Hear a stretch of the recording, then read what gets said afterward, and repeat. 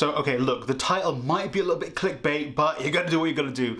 I'm going to be talking about a couple of books that I have read that I didn't really vibe with. So this isn't me saying that these books are just bad. They might not be bad. I think one's enjoyment of a book is entirely subjective. And personally, these books were just not for me, even though when I picked them up, they might have been something that I wanted to read.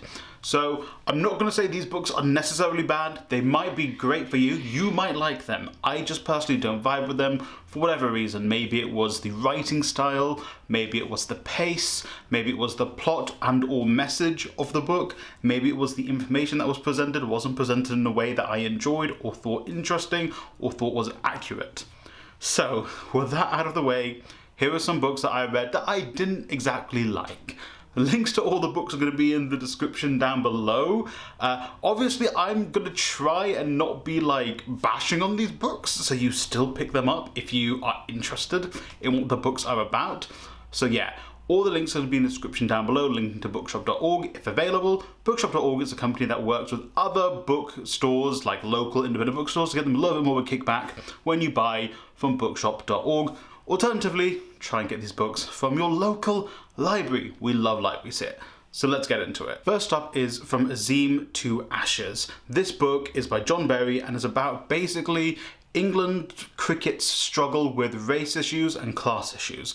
Basically, from around the time of a player called Azim, who came out and called out his local team, not his local, well, an English team that he played for, that basically racially abused him for years whilst he was playing there, and it kind of started this whole inquiry into racism in English cricket.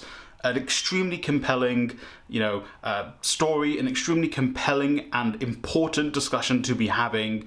And, when I followed it in the news, it was, I was on it. It was being, more and more stuff was coming out and more people like, what the hell's going on here?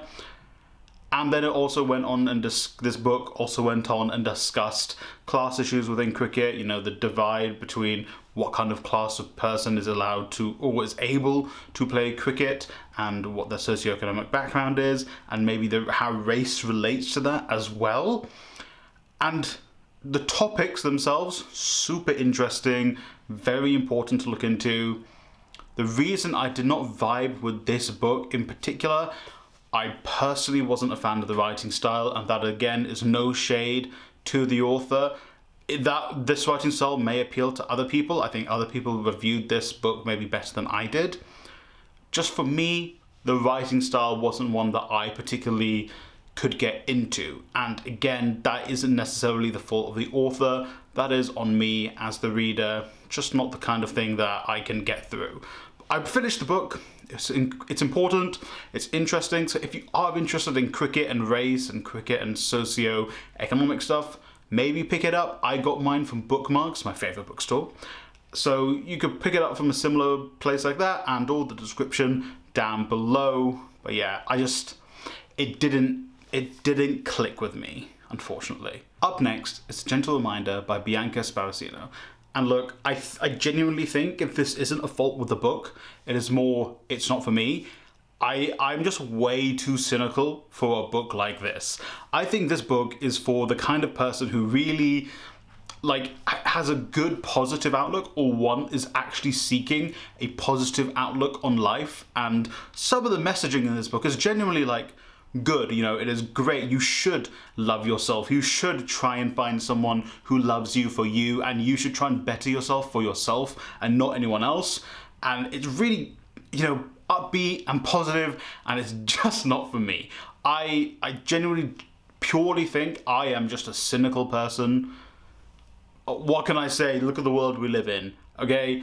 And I feel like at my big age, this kind of positivity, to me personally, comes across as yeah, but is this genuine positivity? And it purely could be.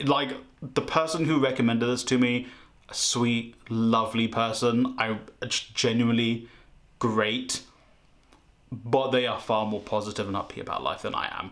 They are just a far more open person to the ideas of the ones presented in this book. And again, that's not a bad thing. That is just completely different to me. I'm a grumpy old man. No, I'm not. But I'm cynical. I'm maybe a little bit too cynical for this kind of book right now. I think when I was 18 and open-minded, this book, yes. When I was 20 and open-minded, yes.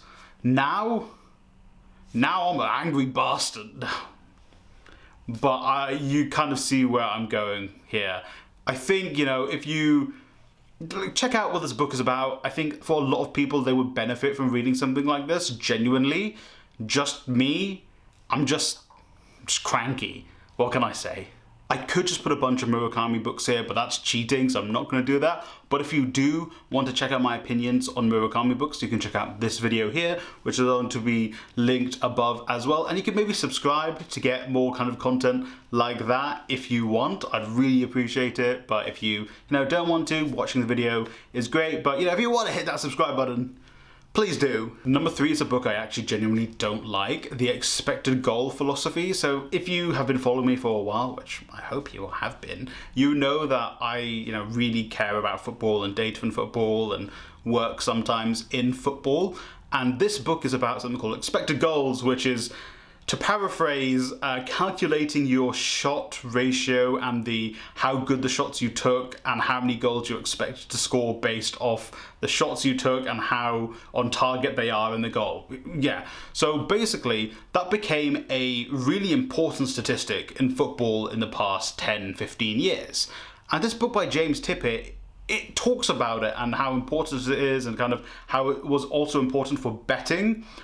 But I just don't like James Tippett. Just the way he writes is so condescending. He just comes across as, pardon my French, a dickhead when writing this book. And I don't know why, because there are interesting elements to this book and there's interesting stuff to take away from it. I do feel like there has been subsequent books or books prior to Tippett's book that are better at telling this, but also he comes across as like a knob.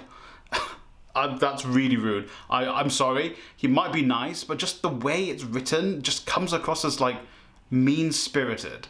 And I don't know why he felt the need to do that. And also some of the stuff he talks about is less about expected goals and more common sense. And maybe that's because it's more common sense to us now and more common sense, what was that? More common sense to me now because, I have football qualifications and I have data qualifications and I've worked in football and football data analysis and stuff.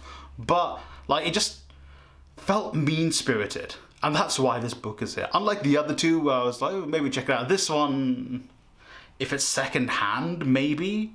And the final book I'm going to be talking about is When Dimple Met Rishi. And listen, this is genuinely one where I'm going to step back and be like, I am not the target audience. This book is not for me. I think I was looking for audiobooks and I wanted books by South Asian authors and I saw it and I saw a lot of people had read it. And I was like, okay, cool, I'll listen to it. And it was just like, this isn't for me. This is just not for me. I'm a grown man and this isn't for me. And that's purely it. Like, it did feel like there were a lot of stereotypes in the book and it was... yeah, it played into stereotypes for both Asians and teenagers, which I felt might, even despite not being the target audience, isn't necessarily a great thing. And so that part of it is like, don't like that. I don't think that's appropriate, especially like the South Asian stereotypes. I feel like, considering the state we are in the world, that's not a great thing for authors to be putting out. But then also the stuff that's more like teenage rom-com things, that's just not for me. That I can step back and be like, you know what, I can't judge that part of the book because I am a grown man and that's not meant to appeal to me or meant to appeal to my sensibilities. But the stereotyping of South Asians, I feel like it wasn't great. I feel like you could have... I don't know, I'm in this mindset now where you can still have your culture play into these kind of romance things, but it doesn't need to be the very go-to stereotypes like chai tea and all that nonsense. You could like intertwine that in such an interesting way, which I just feel like this book doesn't do. And honestly, it just might not be what the book wants to do. It might not be what the author wants. It might not be what the author's publisher and editor want. That's fine. It's just, I feel like you already had the stereotypical teenage stuff. You didn't need to throw in some of those like South Asian stereotypes. It felt very, this is gonna sound mean-spirited, felt like low-budget Bollywood, which can be great, like fantastic low-budget Bollywood movies, but there's also some that are a bit like Disney movies, and this is what I got. And again, that's because it's not for me. It's not my, I'm not the target audience. So you might be asking someone who is 15, 16, 17, 18, they might think this is brilliant, this is great, this is a book they really want to read, and that's fine. Like, you don't need to be reading, you know, Dostoevsky at 15 years old. If this is the thing that gets you into reading and gets you into reading more and more complex books down the line, more power to you. This is maybe what you need at this point in time of your life, but I didn't need it at the point in time in which I read this book, and that's fine. That's okay. So my fellow Sigma males, I can't do that seriously, but if you have gotten to this point in the video, thank you for watching thus far.